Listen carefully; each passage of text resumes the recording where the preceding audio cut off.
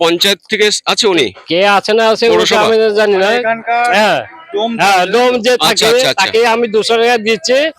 সে ওখানে নোংরা ছিল বলে উনি কাজ করতে চাচ্ছিল না। নমস্কার, আমি সোমা। প্রত্যেক দিনের মতন আজকেও চলে এসেছি আপনার ভিডিও করতে। তো আজকে এসেছি চাকদা শ্মশানে।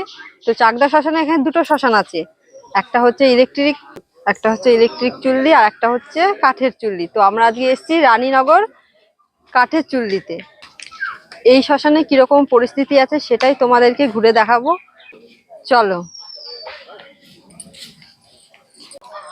এবার তোমাদেরকে আমি দেখাবো চিতায় কিন্তু দাও দাও করে মৃতদেহ জ্বলছে। আর এটা হচ্ছে বিশ্রাম ঘর।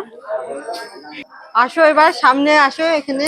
এবারে আমি রবিন এই ভাইটির মুখ থেকে শুনে নেব এখানে মৃতদেহ আসলে ডকুমেন্টস কি লাগে।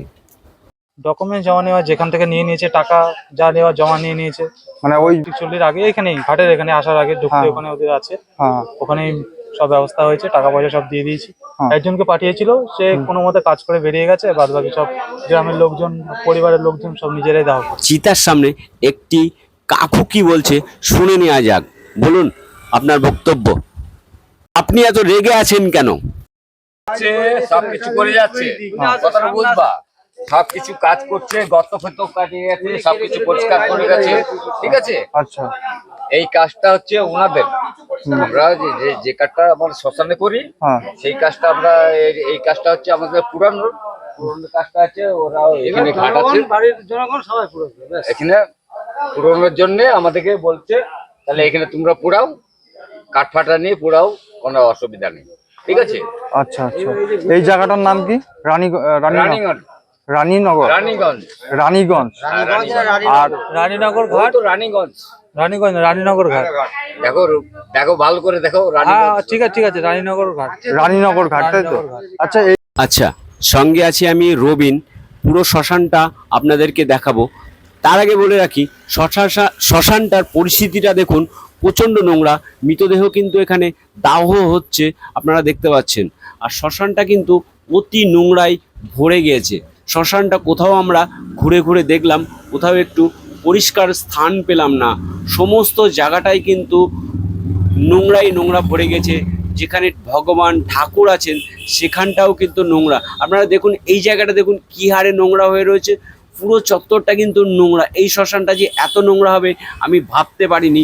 এই রানীনগর ঘাট চাকদহতে এসে আজকে কিন্তু একটি নোংরা শ্মশানের পরিস্থিতিতে আমরা পড়ে গেছি। যেখান দিয়ে যাচ্ছেন দেখুন নোংরা, মরা মৃতদেহর কাপড় চোপড়, খাটিয়া, কাঠ, খড়ি সব কিন্তু এখানে। একটি ভগবানের মূর্তি পর্যন্ত এই নোংরা স্থানে রাখা আছে। আপনারা ভাবতে পারছেন?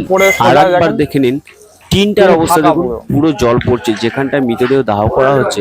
আর দেখুন নোংরা, মানে নোংরার কথা বলে শেষ নেই। দেখুন কাকু কি বলছে এই নোংরা সম্বন্ধে, শ্মশান সম্বন্ধে কি বলছে, ইনার মুখ থেকে একটু শুনে নেওয়া যায়। আপনাদের চাকদাতে শ্মশান, তাই তো? একটা ইলেকট্রিক চুল্লি, যেটা একটা ইলেকট্রিক চুল্লি, ওটা বন্ধ আছে, সময় চলে, কোনো সময় চলে না। আর আপাতত এই যে কাঠের চুল্লিটা, এটা রানিং আছে। এটা রানিং আছে। এটা যখন অগতি হয়ে যায় তখন এখানে এসে যায়, এখানে দেয়, তাই তো? কাকা একটা কথা বলো, কিছু মনে করবেন না? মানে শ্মশানের দায়িত্বে কারা আছে? এটা কিন্তু আমি বাবু বলতে পারবো না কারা। আপনি তো লোকাল। হ্যাঁ, পৌরসভার লোক আছে।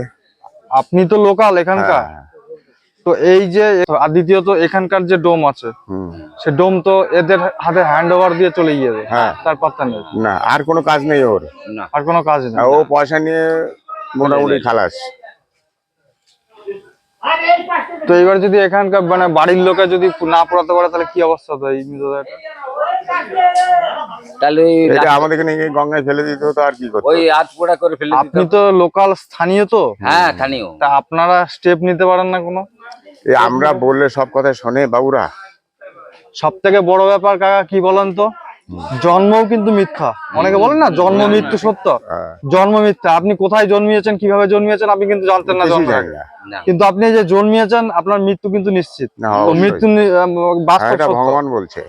তো এই জায়গাটায় যেখানে আমাদের হিন্দু ধর্মের লোকজন মরে গেলে, এক্সপায়ার হলে পরে যেখানে দাহ করা হয়, অন্তত সেই জায়গাটা পরিষ্কার পরিচ্ছন্ন রাখার ব্যবস্থা অবশ্যই উচিত।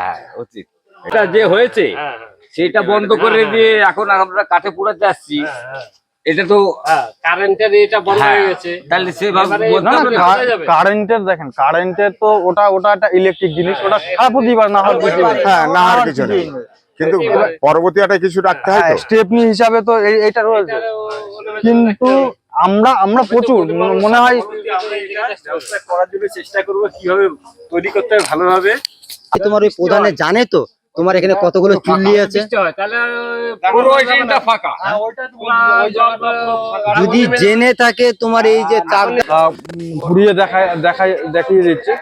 দেখেন এই জায়গাগুলো দেখেন ভাঙা চূড়া। আপনাদেরকে প্রথমে বলেছিলাম আজকে যে মৃতদেহ কিন্তু অনেকদিন দাও ধরে দাও করে কোনো জ্বলছে। মৃতদেহ দেখুন দাহ করা সেই হয় না, মৃতদেহ তো কিন্তু সেইরকম এই পরিস্থিতি কিন্তু নোংরা হয়ে শ্মশানে দাও দাও করে জ্বলছে।